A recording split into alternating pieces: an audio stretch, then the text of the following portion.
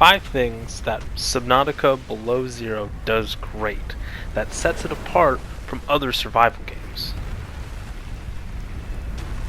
If you're like me, you love survival games. Something about being put in an environment that is against you, that the very environment itself is hostile towards you, and overcoming that and even thriving in those areas, in those games, is just really compelling. I love those types of games. And Subnautica has done a great job twice. The first game, simply Subnautica, was a great hit. If you haven't gotten it, definitely go get it. But this video is about the sequel and the successor, Subnautica Below Zero. So let's dive right into number 1, the visuals. Subnautica Below Zero is a gorgeous game. It is eye candy. All these vibrant colors and fascinating biomes. There's so much to see that just looks great.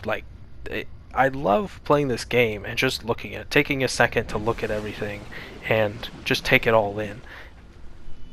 Whenever somebody says survival games, the first 5 games on my mind are typically kind of underwhelming visually. And I'm not trying to be hard on those games. I like those games. I play those games.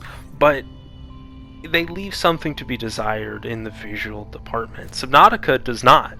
Subnautica is a visually breathtaking game time and time again, and part of the reason why is because they handcraft these environments. Most games like, Minecraft and other games of survival genres typically try to go with more randomly generated so that they can get more bang for their buck. They can expand how big the world is by simply letting an algorithm build it for them. Subnautica Below Zero does not do that, however.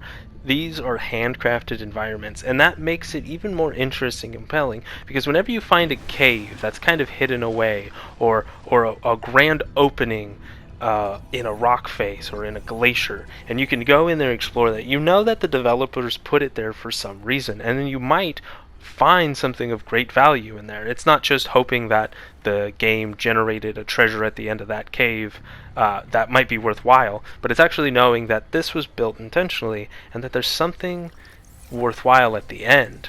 And that actually goes into number 2, which is exploration equals technological improvement. And these two really go hand in hand, where the visuals of the game make it worthwhile to explore, because not only are these handcrafted environments that are awesome to look at and explore, but while you do that, the developers have put bits and pieces of technology that will make surviving even easier, or your character more powerful in those environments, overcoming the odds of this hostile planet that doesn't want you to thrive. And you have those two things working in tandem, where you want to explore to see these awesome places that the developers designed, as well as to progress down the tech tree and get vehicles or items or suit upgrades that will let you explore even further, even deeper, and even longer than you could before you explored.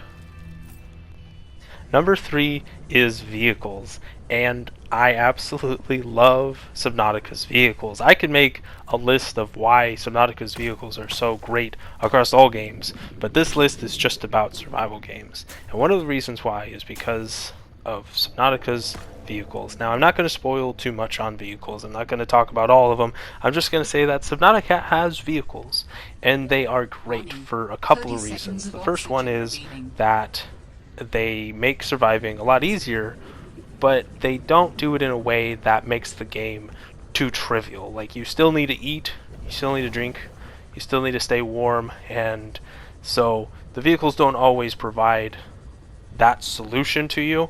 They provide a mobility solution. And these vehicles also run out of battery. So if you use them long enough, they're going to run out of battery, and unless you're collecting resources and actively charging those batteries or actively making new batteries, you're going to run out of the batteries, and that can put you in a really tight spot if you're really far from any base and you're running low on supplies. and you run out of battery, that can put you in a very tight spot. And, and I love that. Either way, I love that vehicles can get you out of tight spots, and I love that vehicles can get you into tight spots. It makes them very compelling either way, and they don't feel too powerful because you have to balance them with collecting resources and maintaining, knowing, where are you, what kind of resources can you grab, how much battery life do you have, and all that. They can also do a great job of attracting hostile wildlife that you would much rather have just avoided. But yeah, vehicles are great in Subnautica. The other thing I really like about vehicles is the upgrading system on them. The fact that every vehicle has upgrades that you can apply to it, but I think there's only so many upgrades you can apply to any one vehicle. So there's a little bit of choice with that.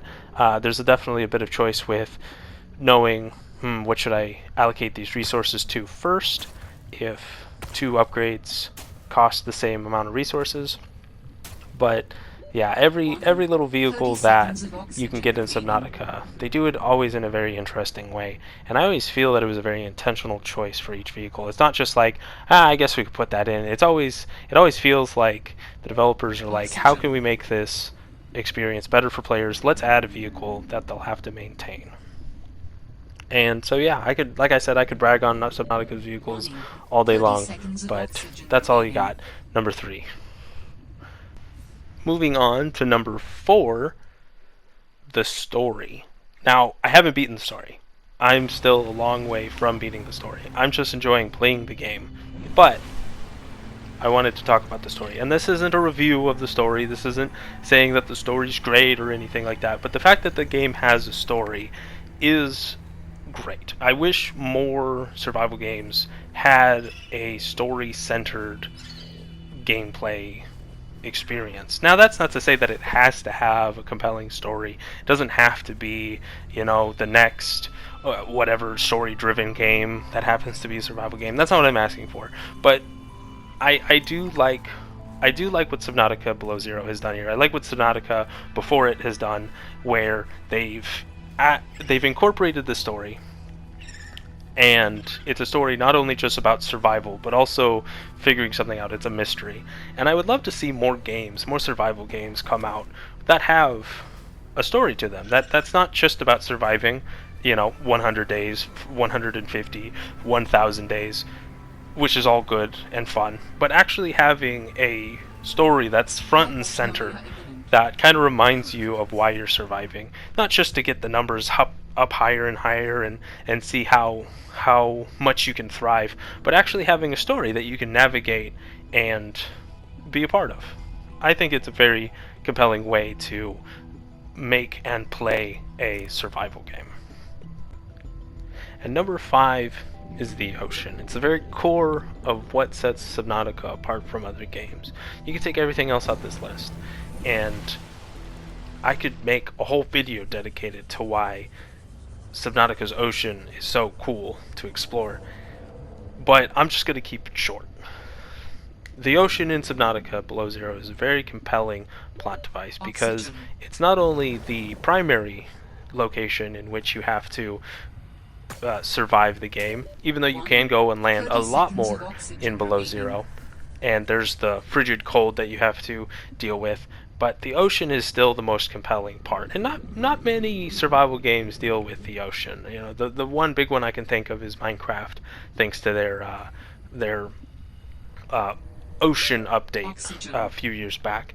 But Subnautica has built itself around surviving in the ocean, and there's this incredibly compelling and fun gameplay loop of going deep into the ocean to find upgrades to your oxygen and to your depth module that will let you go even deeper into the ocean to find better resources, to build better depth modules and oxygen canisters. And it's just a really compelling way to limit your player, say, no, you can't go in there yet, without actually saying, no, you can't go in there yet, because they simply aren't capable of going that deep without upgrades. And that's just, it's a great way to mark the player's progression as well as it's a great feeling of accomplishment when you play the game and you find yourself going way deeper than you've ever gone before, where you might see a cave and you're like, oh, one day I'm going to explore that cave, but I can't even get close to that cave yet. Like, I can maybe just get to the surface of it and then have to swim back up for oxygen. But getting into that cave and getting past that cave, that's always an awesome thing with Subnautica. That's all for this video. Thank you so much for watching. Have you played Subnautica Below Zero? What do you think about it? Do you like it? Do you love it? Let me know in the comments section down below, and I will see you guys next time.